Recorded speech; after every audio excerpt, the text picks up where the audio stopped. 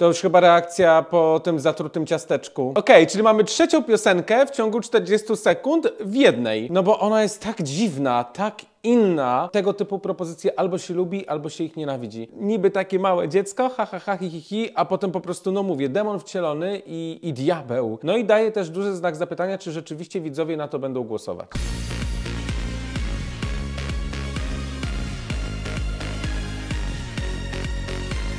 Cześć wszystkim, tu Miechulec i wracam do Was z kolejnym filmem z reakcjami na piosenki z Eurowizji 2025. A dzisiaj oczywiście oceniam Chorwację na Eurowizji, która przeżywa tak naprawdę swój renesans, jeśli popatrzymy na wyniki z ostatnich 2 lat. Chorwacja w latach 2018-2022, 4 edycje Eurowizji i 4 razy bez finału. Coś się zmieniło w 2023 i Let 3 miało przywieźć lepszy wynik, ostatecznie było tylko w finale i tam jakoś po prostu nie porwali tłumów, chociaż moje serce w jakiś sposób porwali, ale już Baby Lasagna do ostatnich chwil walczył o wygraną, wygrał zresztą ranking telewidzów, tak więc było bardzo blisko tego zwycięstwa. Pytanie, czy w tym roku Chorwacja znowu nawiąże do tych swoich ostatnich wielkich sukcesów, czy raczej po prostu ten Baby Lasagna i Let 3 to można powiedzieć, że trafiły się ślepej kurze ziarna, no i nic więcej z tego nie będzie. Czas zareagować na piosenkę z Chorwacji na Eurowizji 2025. Ale zanim reakcję, to oczywiście przypominam Wam o subskrybowaniu mojego kanału, bo jak pokazują statystyki, tylko co 4. osoba, która mnie ogląda, subskrybuje mój kanał. Tak więc wbijamy suba, zostawcie też łapkę w górę, jeżeli podobało Wam się to wideo i jeżeli chcecie wspierać mój kanał, wspierać mój rozwój, to zachęcam do tego za pomocą platformy Patronite.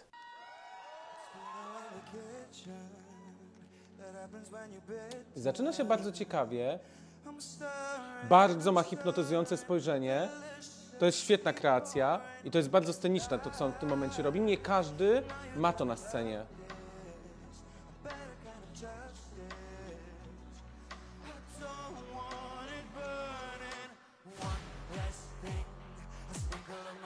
Do tego momentu mogłem powiedzieć, że naprawdę fajnie, że to jest mój klimat, a teraz jest tak nie do końca mój. Okej, czyli mamy trzecią piosenkę w ciągu 40 sekund w jednej. No. No i znowu mroczno.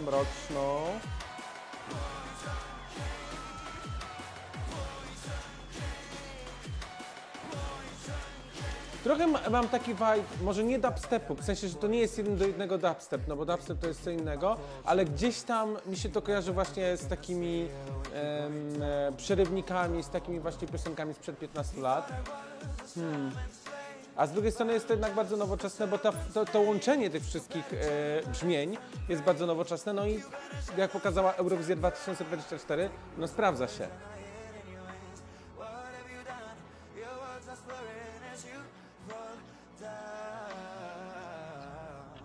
Okej. To już chyba reakcja po tym zatrutym ciasteczku.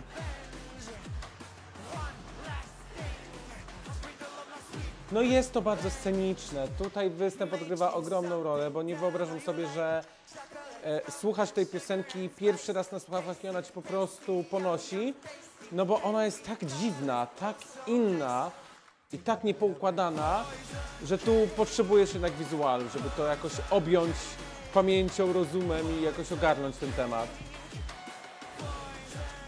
No on się tutaj dobrze sprawdza, zdecydowanie. W zasadzie mam wrażenie, że to tak naprawdę 2 różne osobowości. Jedna, która jest grzeczna, miła i dobra, a druga, która jest po prostu jakimś wcielonym demonem i zwierzęciem scenicznym. No, mocna próba, jeśli chodzi o wokal. Scream. Lubimy. To jest, ale to jest taki dramatyczny krzyk, to jest taka rozpacz w głosie. No bardzo widowiskowe, zdecydowanie.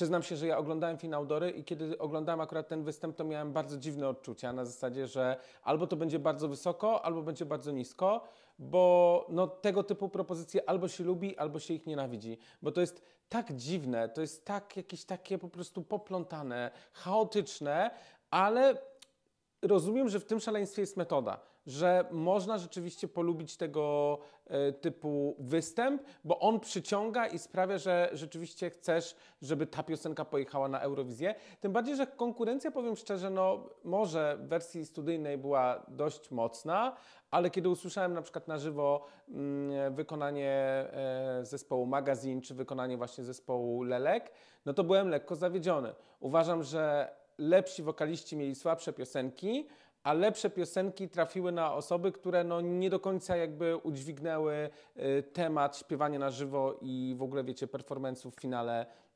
preselekcji do Eurowizji. Sorry, no niestety. Więc tutaj akurat mamy ten przykład, że wygrał ktoś, kto był totalnie od czapy, bardzo dziwny, ale wykonał bardzo dobrze swój utwór, bo i zaśpiewał świetnie, zresztą z tego typu propozycjami, które są tak ekscentryczne, tak oryginalne i tak dziwne, no to on nawet jakby źle zaśpiewał, to i tak można byłoby to zwalić na kanwę artyzmu i że to był taki zamysł i tak dalej, a on zaśpiewał dobrze i rzeczywiście widać, że on ma charyzmę sceniczną i potrafi tą sceną zawładnąć. Tutaj zrobił taki dualizm emocjonalny, no bo z jednej strony właśnie niby takie małe dziecko, ha, ha, ha, hi, hi, hi, a potem po prostu, no mówię, demon wcielony i diabeł ognie piekielny, tylko że nie było ognia. Ale czy to się sprawdzi na Eurowizji w Bazylei? Szczerze, myślę, że może być trudno o awans. A jeżeli będzie, no to tak naprawdę wtedy rozpocznie się drugie życie tego występu. Bo ja nie ukrywam, że tutaj występ jest bardzo mocnym ogniwem, szczególnie właśnie postawa sceniczna i cały właśnie performance w wykonaniu Marco. Tu uważam, że to jest bardzo mocna strona. No tylko tyle, że w tegorocznej Eurowizji mamy dużo właśnie performance'ów i no ktoś przejdzie, a ktoś nie. I powiem szczerze, ta piosenka na przykład do mnie jakoś nie trafia.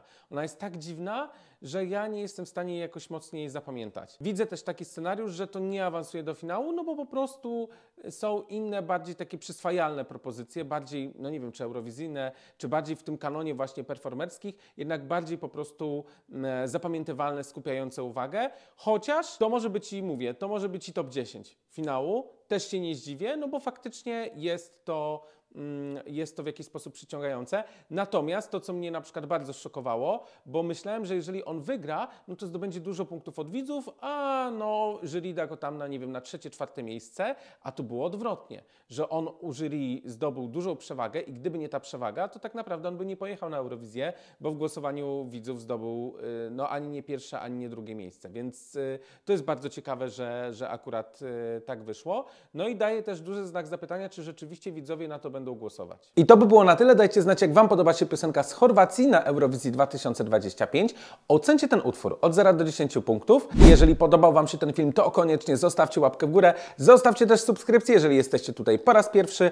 A ja bardzo serdecznie z tego miejsca dziękuję moim patronom za całe wsparcie, które mi dajecie. A my widzimy się bardzo, bardzo niedługo w kolejnych reakcjach na piosenki z Eurowizji. Tak więc do zobaczenia. Trzymajcie się. Cześć!